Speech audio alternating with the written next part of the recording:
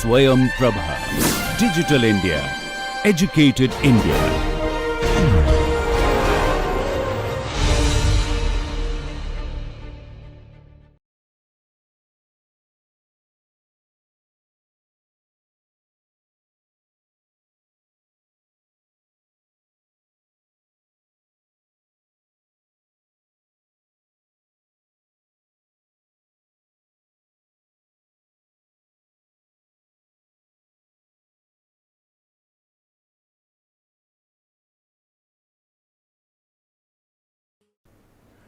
I welcome you to this lecture module of flow through porous media, where we are discussing immiscible flow. In particular, we had talked about, we are going to talk about in this lecture what is so called relative permeability. What we have discussed so far is, we have talked about capillary pressure, we have talked about saturation, and we have talked about, we have defined basically how, or how capillary pressure depends on the surface tension, contact angle. So, these are the things that we have already studied, and then we have some idea of how a multiphase flow can take place, in the sense there could be a core-annular flow, which we are referring it as funicular flow, or a channel flow, where separate channels are dedicated to waiting phase and non-waiting phase respectively. Now, we are going to define what would be the pressure drop in this case. How do we calculate velocity as a function of pressure drop, as we have done for Darcy's law. We see here that we are, first of all, we are trying to extend the Darcy's law to two phase flow. So, we are extending the Darcy's law to two phase flow. So, here in this regard, we must define something called a relative permeability. What is relative permeability? You can see here very well that these are the superficial velocities, as we had defined for Darcy's law. So, we had defined at that time minus k by mu grad of p, that means minus k by mu del p del x. Here I can see two changes. One is, instead of single permeability, now there are two different pathways, two different way of moving. So, that is why there is something, a term which is there, which is known as Kr1, which is relative permeability. So, basically K of waiting phase is basically the base permeability. That means, when you have only single phase permeability, generally the waiting phase permeability, single waiting phase permeability multiplied by K of, this is called relative permeability of phase 1. So, one has this Kr1. So, Kr1 is basically that dimensionless term, which is the waiting phase permeability divided by the base permeability, and similarly K for non-waiting phase, you will have base K multiplied by, so this is K1 and this is K2, which is Kr1 and Kr2. So, this is basically, this is called relative permeability, which is to be multiplied to the base permeability to get the actual permeability that is operational when one has a two phase flow. Here we can see the two viscosities are different, mu 1 and mu 2. So, they are different, and we see further grad of P 1 and grad of P 2. So, the pressure gradient, they themselves may be different. We have already seen that when it comes to non-waiting phase, one has to add the capillary pressure, because if the it has to enter into the pore, water, it gets a benefit, but here when it comes to the other phase, non-waiting phase, one has to apply additional pressure to penetrate into the pore. So, the assumptions, first of all, let us look at what assumptions they have. Flow takes place independent of each other at interfacial boundaries of the two phases at steady state. So, it is assumed that one phase does not affect the other phase. There is a pathway, so flow is taking place through that pathway. Only the total pathway is now segregated. One path, if this is the total pathway, a part of the total pathway is used by the waiting phase, another pathway is used by the non-waiting phase. So, that is why we have this term of Kr1 and Kr2. These are called relative permeability, this Kr1 and this Kr2. these are referred as relative permeability. Neither fluid influences the other fluid. So, these are completely as if they are parallel flow, they have nothing in that there is no coupling term, that one layer is applying some shear to the other, those are not accounted. They flow in their respective conduit as if that is the only fluid flowing. So, these are the major assumptions one makes, and under such assumptions one can extend Darcy's law to two phase flow. So, now here we have already talked about this relative permeability, and Kr1 and Kr2, these are the relative permeabilities. So, now the pressures P1 and P2, now we have assigned two different pressures for the two phases. So, these are the two pressure for the two phases at any macroscopic point. That means, this is the porous medium and I have broken it down into 100 or 1000 grids. At each grid I have now two pressures, one is P1, another is P2. So, now these two phases at any macroscopic point in the porous medium are related through capillary pressure. This is basically, first of all, this whole understanding is based on continuity, right. So, it is assumed that when we write this Darcy's law, we have the differential volume that I pick up, that differential volume is large enough to average out any sort of any fluctuations that can happen at the grain level. Okay. So, we are conceptualizing this porous medium as a homogeneous medium. Only there are these pressure, velocity, etc. These are all continuous function in space and time, and only we put some resistances at each grid. So, that is how we have conceptualized this porous medium.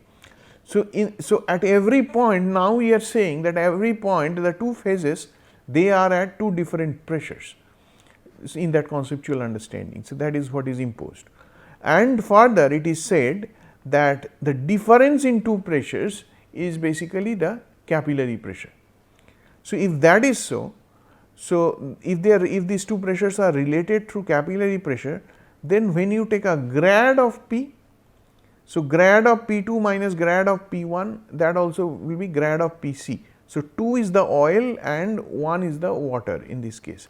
So, grad of P2 minus grad of P1 is grad of PC if you take the derivative with respect to x. Now, in steady flow, we said what was the definition of steady flow, that the saturation remains constant in the entire pore body, because the flow that is injected, that is also at the same volumetric ratio of wetting and non-wetting phase. So, that at individual grids the saturation will not change. The two flows will happen, they will follow their own path, and the saturation at every grid will remain as it was at the beginning. So, that remains unchanged. So, under such case, one can say that the saturation is uniform in the entire porous medium. So, if saturation is uniform in the entire porous medium, then grad of PC is del PC del x, change in capillary pressure with respect to distance. So, capillary pressure, because saturation remains constant, so capillary pressure remains constant. So, this term is equal to 0.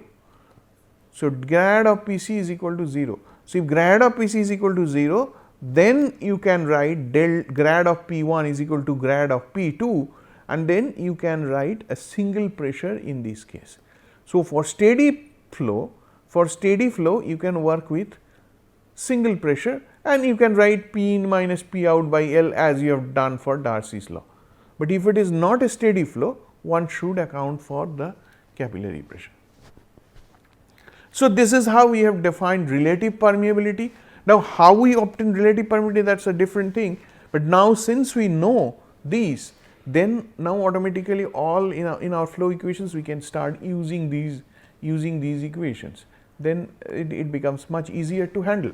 So, if we try to see how this relative permeability, how they depend on saturation, one can expect that when the saturation increases, that means I have a pathway I have a pathway, let us say this is the pathway and rest of it is all solid, and this is the void volume, and then we have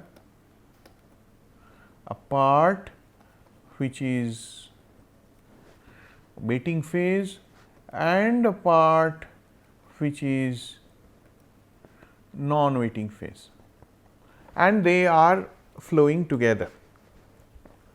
So, now we are talking about relative permeability. That means, I impose a pressure gradient here, and because of this pressure gradient there will be flow of either oil or flow of water. So, we said that as if these are parallel conduits, they are not interfering with each other. So, now we have to find out the relative permeability, and moment we get that, we can find out what is the superficial velocity as far as oil is concerned and what is the superficial velocity as far as water is concerned. So, now this relative permeability, how we can find relative permeability? One thing you must appreciate is that the relative permeability is going to be a function of saturation, because you can see that when one saturation of one phase is increased, let us say this is the red colored is, let us say, oil, and you are increasing the oil saturation. So, increasing oil saturation means that you are having a larger, let us say I am taking this part also for oil flow, because I am injecting only oil. So, gradually this part will also be taken by oil. So, naturally you have a larger pathway when you are increasing the oil saturation. Now, you will have a larger pathway for flow of oil. So, that means automatically you have the permeability, the overall permeability to oil will increase. Whereas, when you have a smaller pathway, when the saturation is decreased, you have a smaller cross section of the flow path would be occupied by oil, then automatically the it will have its effect on the permeability, okay, because you are using a smaller part of the pathway. So, naturally the permeability has to decrease. So, now with increase in oil saturation, you expect the relative permeability to oil will increase. So, that is exactly what they have shown here. As the percentage oil saturation, I mean, you can expect you can express this oil saturation as a percentage, or you can express the oil saturation as a fraction. So, if you increase the oil saturation and track the relative permeability, so how would you, first of all, how would you do this? You can perform an experiment here.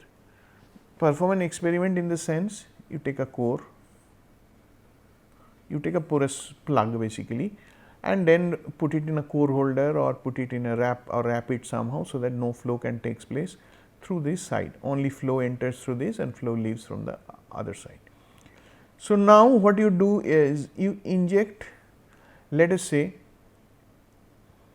first you completely saturate with water and then you inject oil.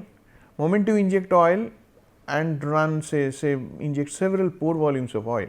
So, first you saturate it. Generally the way these cores are saturated, I mean, if you pick up a reservoir plug for example, it is first you have to put a vacuum, so that all the air that has already gone in, I mean, I am assuming that there is no fluid remaining inside, it is just a sample of reservoir core that is obtained, and no fluid inside. So, first one has to put it apply vacuum, so that all the air that is inside, that will be drawn out, and then introduce what you call the brine, which is 1% NaCl.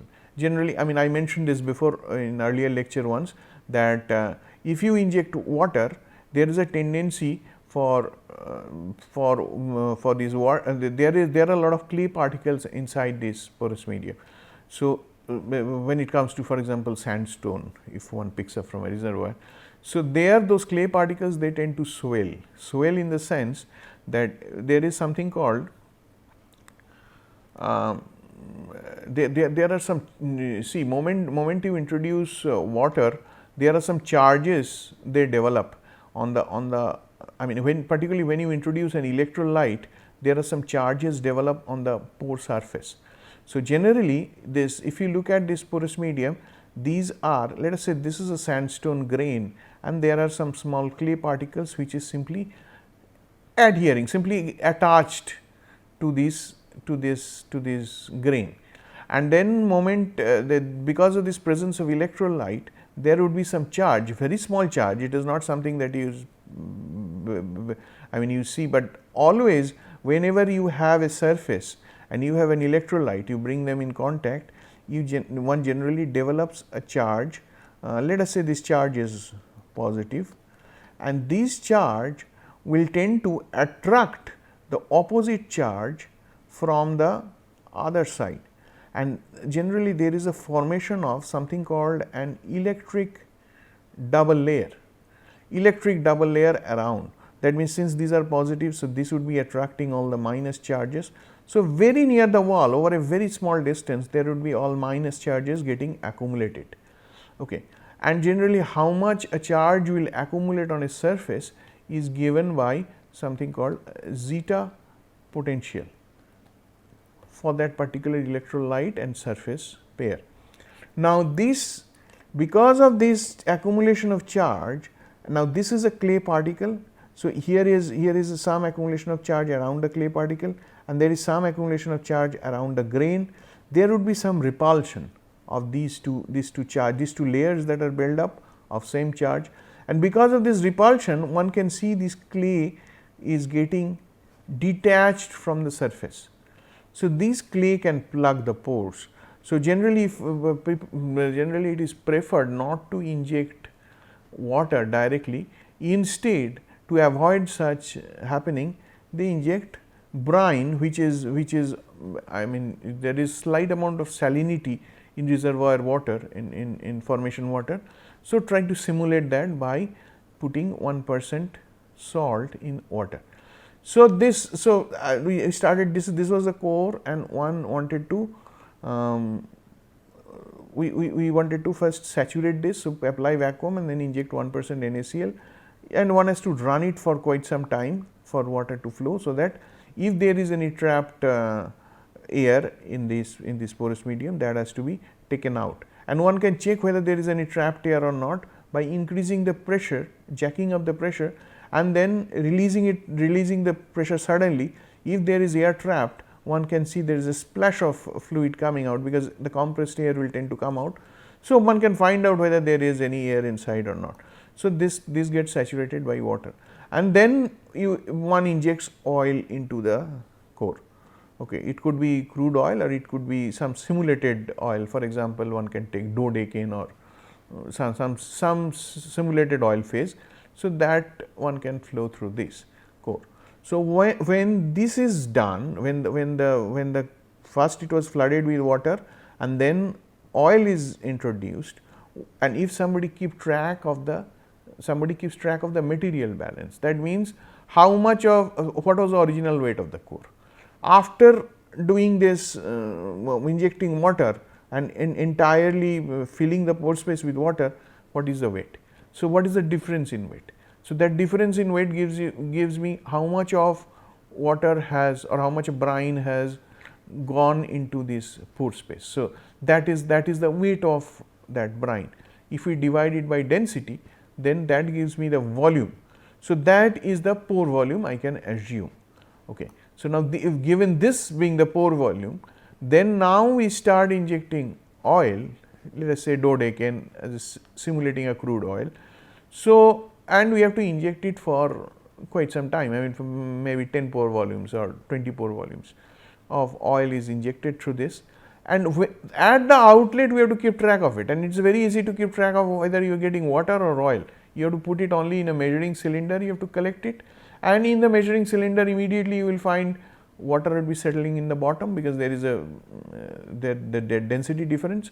So, water would be settling in the bottom and oil will be on top. So, by making this in a measuring cylinder, one can find out how much of water is collected and how much oil is collected. So, one keeps track of this inventory. If you are running 20 pore volumes, this oil part will increase, but there would be some amount of oil initially coming out, and then maybe some drop once in a while, and then it stops. So, if this is calculated, how much of volume of water collected at the end of 20 pore volume of oil after displacing 20 pore volume of oil from this setup. So, that water is, that volume of water has to be compared with the original volume of water that was in the system, and this difference will tell me how much of water is still remaining inside this porous medium as trapped. So, that gives me, this difference gives me the residual the interstitial water saturation. Similarly, now one can go back and start injecting oil. So, then start injecting water now and do the same thing, but this time water would be collected in the bottom and oil will be collected in the top. So, there has to be, one has to be very careful that how much of oil it gets, because oil will be on the top and the oil will tend to evaporate. So, one has to make sure that it does not get evaporated.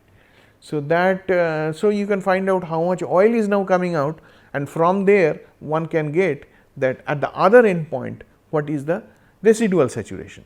So, by doing this simple exercise one can get what is interstitial water saturation, what is the residual saturation of non-wetting phase. So, these two are obtained.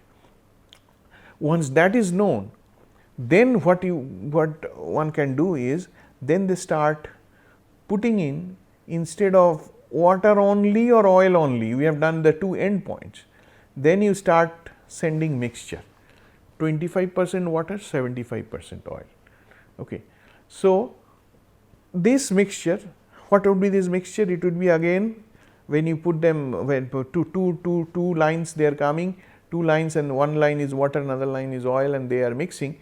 So, obviously one will get one as dispersed phase and one as continuous phase. As I said, there would be a continuous phase and inside there would be droplets. So, this is a typical mixture. This is the way it looks like. So, one will say, let us say I inject now 25% water and 75% oil through this. So, it will take some time for establishment of saturation. So, we will run it for quite some time, and we will see that at the outlet also we are producing 25% water and 75% oil, the same ratio that we are injecting. So, we can assume at that time we have reached a steady state. So, at that steady state, what is the permeability that we note? How do we find permeability? I know what is the oil flow rate I have, what is the water flow rate I have, right? Total flow rate 25%, 75%, and then we know the flow rate, and I can measure the overall pressure drop. So, from this, so I know delta P, I know the velocity, superficial velocity, I know, and at steady state that same delta P will apply for both phases. So, I know delta P, I know the viscosity of oil, I know the length of the core, I know the superficial velocity of oil. So, I can find out what is the relative permeability using Darcy's law, and similarly I can find out what is the relative permeability of oil as well as relative permeability of water for this saturation. Then I change, after I got everything, then I change the saturation. Now, I start on the same core, now I start injecting 50% oil, 50% water, and I run it for some time, and with after some changes in the ratios, you will find at the outlet we will again get 50% oil, 50% water. It's now we consider this to be a steady situation.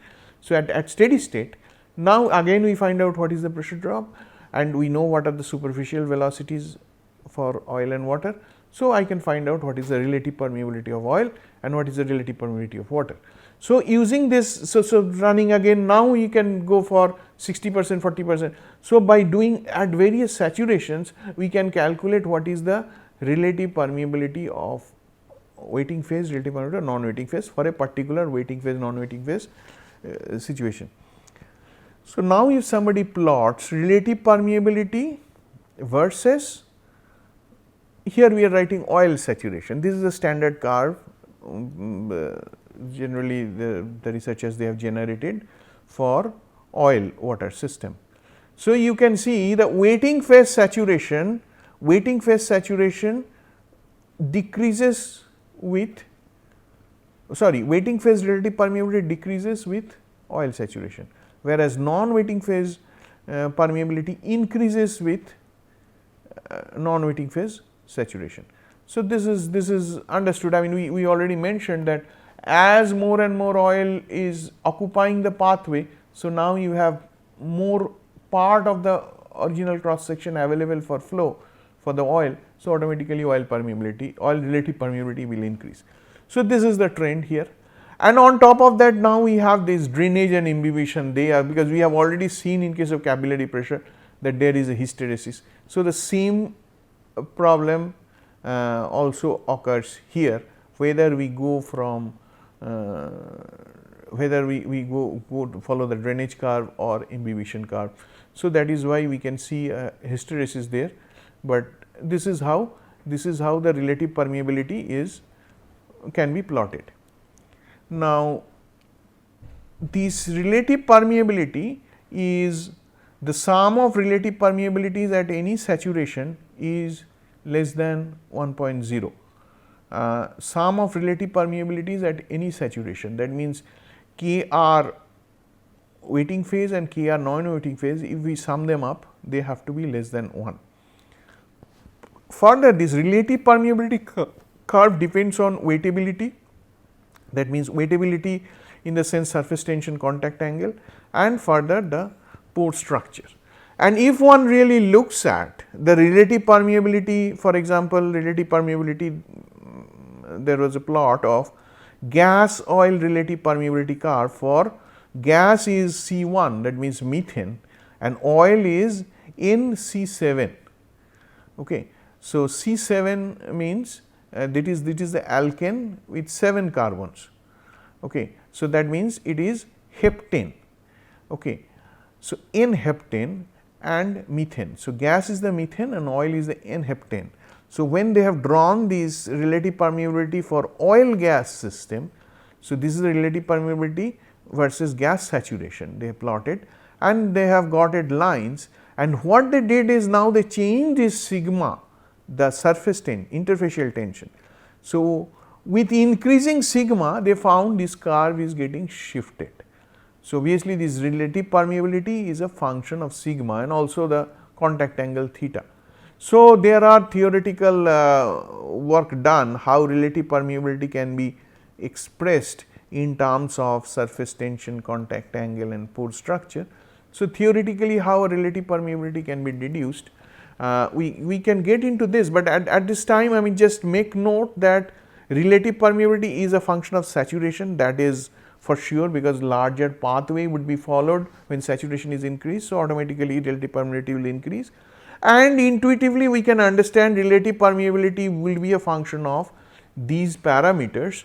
So, if these parameters are changed, automatically relative permeability will also change. So, with this in mind, I would because we are in porous medium, the standard literature mostly focuses on relative permeability. There are some empirical information available how relative permeability changes with saturation, and what people prefer to do is, suppose they have for an unknown system, so they take a sample of porous medium and then directly run experiment as I pointed out just now and generate a relative permeability versus saturation curve. But there is good amount of work already done on how relative permeability can be related to surface tension, contact angle and pore structure from theoretical or first principle studies. But the general trend with the practicing professional is, for an unknown system, for an unknown fluid, if we need to know relative permeability as a function of saturation, generate this. These experiments are referred as core flooding experiment. So, this core flooding lab would be there, core flooding experiment will be conducted to generate relative permeability versus saturation, and then try to do some correlation. So, that is also another trend which is there. So, I am going to stop this module here. I will discuss about this relative permeability again in the next lecture also. This is all I have for this module. Thank you very much.